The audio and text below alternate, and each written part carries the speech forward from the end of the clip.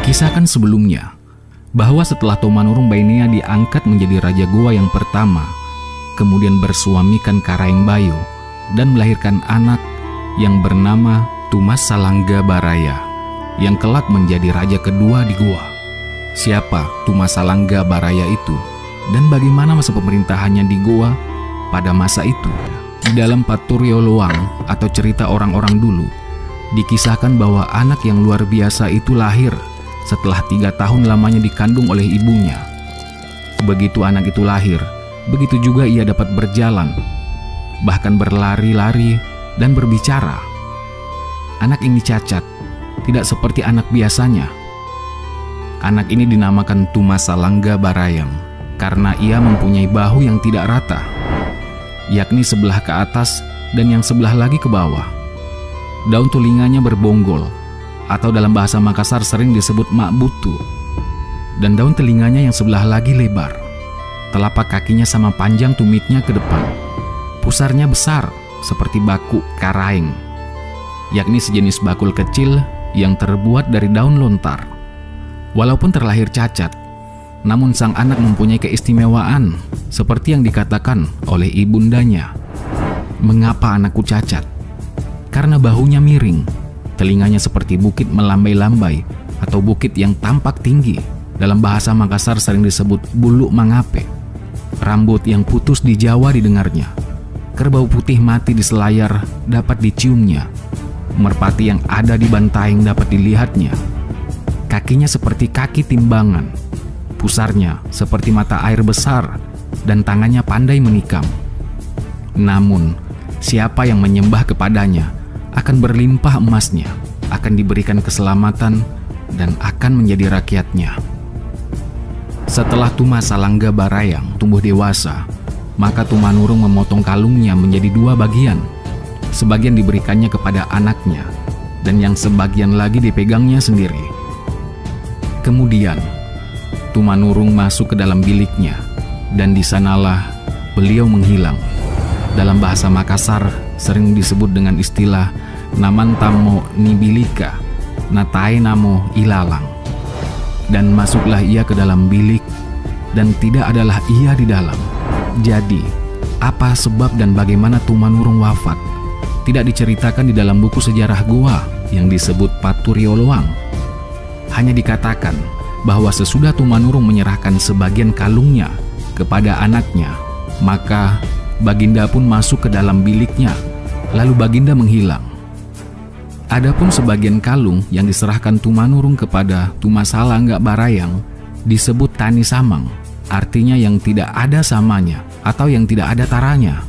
Kalung atau rantai Tani Samang ini juga kemudian menjadi benda pusaka atau kalumpuang kerajaan Goa yang penting. Sama halnya Karaeng Bayo dan Laki Padada pun tidak diketahui keadaannya, kemana mereka pergi dan bagaimana cara atau di mana mereka wafat tidak disebutkan sama sekali di dalam Paturyo Loang. Hanya dikatakan bahwa kedua orang bersaudara itu meninggalkan senjata mereka yang disebut Tandruk Balanga dan Sudanga kepada Tumas Salangga Barayang. Tumas Salangga Barayang kemudian menggantikan ibunya menjadi Raja Goa yang kedua. Tentang Raja Goa yang kedua ini tidak banyak diceritakan. Tentang siapa istrinya, kapan dan di mana beliau kawin, tidak diceritakan pula kapan dan bagaimana beliau wafat. Di dalam Paturyo Loang juga dikatakan bahwa Tumas Salangga Barayang menghilang. Di dalam Paturyo Loang hanya diceritakan bahwa Tumas Salangga Barayang hanya berkata kepada rakyat. Beliau mengatakan, "Duduklah kalian, mamempo mako." Kemudian Baginda pergi menuju ke arah utara, ke bukit-bukit yang terletak di sebelah utara Jonggoa. Maka tidak lama kemudian halilintar menggelegar dan hujan pun turun di hari yang panas.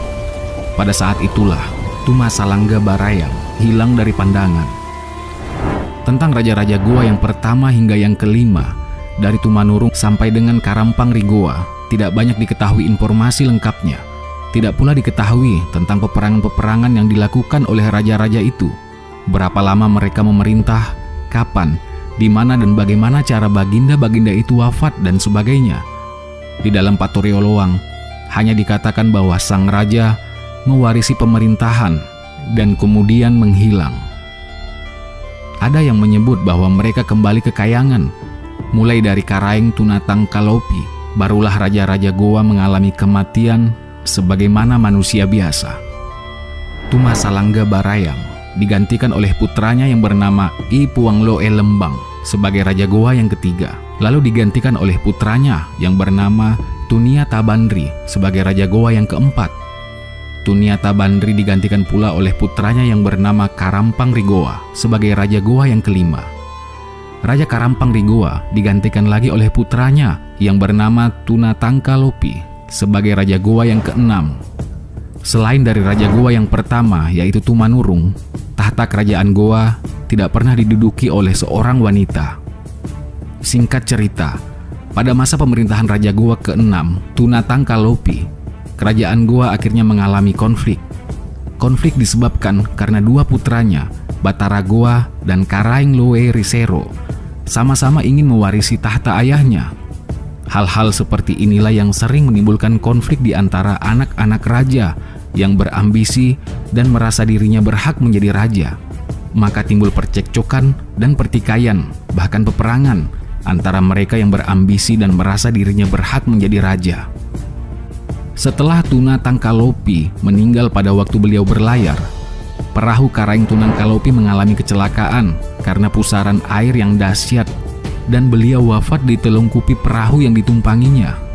Itulah pula sebabnya maka Baginda diberi gelar Tunatangkalopi, yang artinya orang yang ditelungkupi perahu, di mana Baginda Raja tersebut mati tenggelam.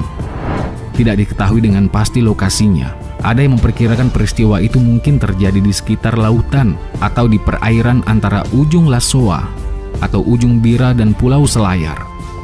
Setelah Batara Goa diangkat menjadi Raja Goa menggantikan ayahnya, Tunatangkalopi, maka sebagian daerah Karaeng Loe di Sero diambil alih. Wilayah kekuasaannya meliputi Pacelekang, Patalasang, Bontomanai Ilau, Bontomanai Iraya, Tombolo, dan Mangasa. Sedangkan Galarang Saumata, Galarang Panampu, Galarang Moncongloe, dan Galarang Parangloe yang nantinya melebur menjadi kerajaan Tallo masih setia kepada Karaeng Loe di Sero, adik Batara Goa. Mereka kemudian tetap menunggu sampai Karaeng Loe di Sero kembali dari Jawa karena adanya pengambil alihan dari Batara Goa. Ketika Karaeng Loe di Sero kembali dari Jawa, beliau pun tahu bahwa masih ada Galarang yang setia kepadanya dan tetap menunggu kedatangannya. Beliau pun mencari tempat untuk menenangkan diri. Tempat ini terletak di sebelah utara Bangkala yang disebut Pasanggaleang. Atas saran dari seorang Galarang, maka Karaeng Loe di Sero menuju ke sebuah tempat yang kelak dijadikan kerajaan. Akhirnya, semua rakyat yang masih setia kepadanya dikerahkan ke Tarung untuk membuat pemukiman. Sebuah tempat yang agak tinggi kedudukannya disebut Campagaya. Di sanalah kemudian mereka mendirikan istana. Kedua kerajaan yang masih berkerabat ini ternyata tak pernah akur. Bertahun-tahun terjadi perang karena persaingan kekuasaan atau perluasan wilayah. Pertikaian pun berlangsung berpuluh-puluh tahun hingga awal abad ke-15.